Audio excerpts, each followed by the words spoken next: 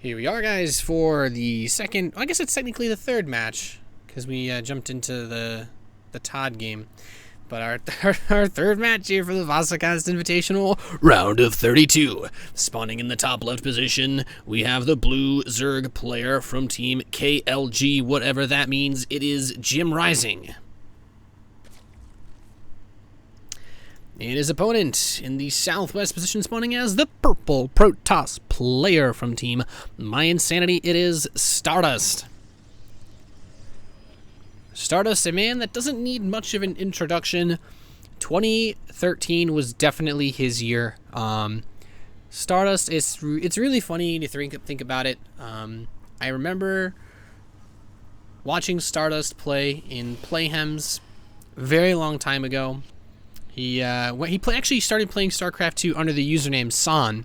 He played for Team Light. I know the San Light was one of his usernames. And he really couldn't get much recognition. He didn't have the results that you would want to have as a player competing, as a former Brood War player especially. And he really started to find his success in 2013. Had a huge breakout, I would say, or I'd say his biggest breakout in DreamHack Summer 2013, where he was able to, as you guys might recall, defeat Jaedong in potentially one of the most epic finals of the year 2013, really. So he's a big guy as far as StarCraft is concerned, and I'd say Stardust might actually be one of the favorites for this tournament. That being said, Jimrising does have a large task ahead of him, as he will be going for a hatchery first build against this Nexus first. And this Nexus first build for Stardust on this map, for those of you guys you're wondering, hey Nathan, how does PvZ play out on this map? Is there anything special for Frost that makes this maybe more interesting than, say, a PvZ on any other map? And I can't rightly say that it does. Frost is probably the most popular map for all players, and I would go so far as to say that I would honestly be surprised if any player has vetoed this map in a Best of X series in the last month or so, except for maybe PvP, because you don't want to play on 4-player maps. But Frost is just all around very well-rounded, and probably the most liked map. So, but looking at the build orders though, Stardust with this Nexus, he did go for a Forge after the Nexus, so he wanted to be a little bit safe since he has not scouted Jimrising. He doesn't know what Jimrising is doing. In fact, he's opting for no scout whatsoever. And I guess maybe he could fit a Zealot in there. I'm not 100% sure. The walls can be deceiving on this map. Okay, he can squeeze the probe out, so he's fine. But man, sometimes Protoss players will go for this Nexus into gateway play, and then they're almost unkillable. Like if you don't attack them in the early phase, their warp gate just comes out so fast. It's really just damn near impossible to get anything done against them. But let's see what Jimrising wants to do. He's just pumping out queens. No third base yet, despite scouting how fast this Nexus is out. Stardust is not a player that is shy, or too shy, I should say, to do builds like very fast 2-base, robotics facility-based all-ins, gateway all-ins. Stardust, he's got like a funny nickname in the community get a couple of cheese dust. He's top 3 gambler EU.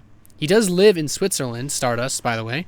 As we are playing these games on the European ladder, European server, I guess, European ladder maps, Stardust does not have any delay. It's just always a funny thing to take into account. I think Jaedong is one of the other competitors in this Vasa Invitational, and he's playing from Korea.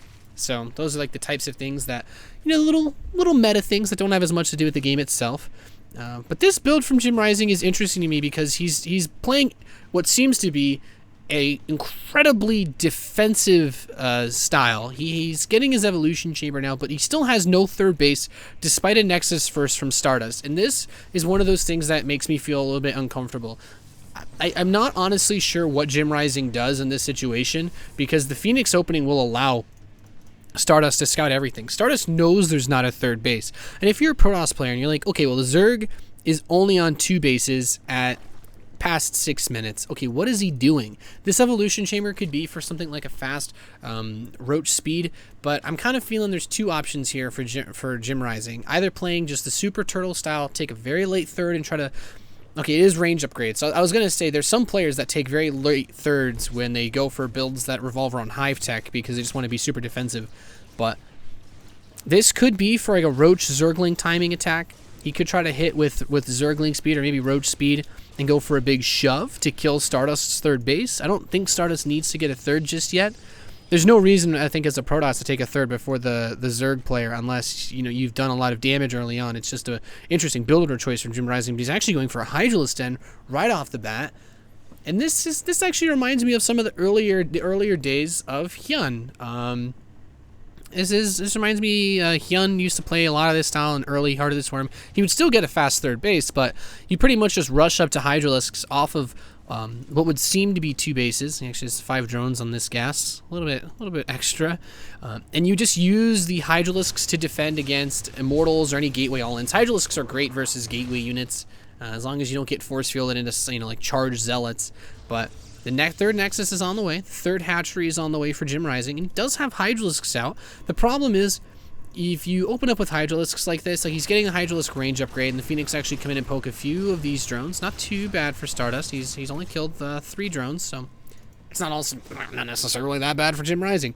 But my point is, being aggressive with Hydralisks is very difficult in the mid-game stage. They're not tanky at all.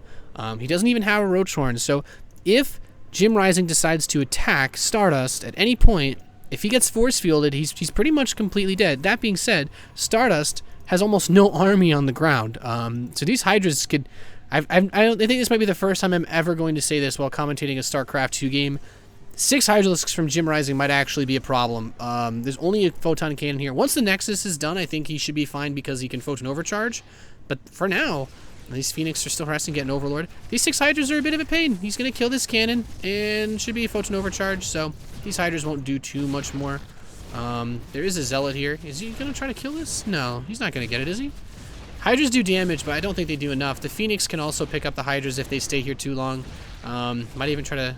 Nah, it'd be suicide, I think, chasing. But Infestation Pit is on the way, so this looks like it's just going to be a crazy fast Hive build with just almost mass Hydralisk Viper is what I'm going to assume. I don't think there's any Hive tech play you can make without a Roach Warren. Actually, okay, it's going to be Swarmhost. That was the second thing I was thinking. Like, well, maybe if he doesn't get a Roach Warren, it has to be Swarmhost because you just pure Hydralisk just dies so fast to Colossi, even with Vipers. It's like you pull the Colossus into your Hydras, and then it's like, well, yeah, my Colossus still kills them all in 2 shots, so not a smart idea. But the Hydralisks also work as a really nice deterrent to the air harass. They work as a nice deterrent to potential Warp Prism harass.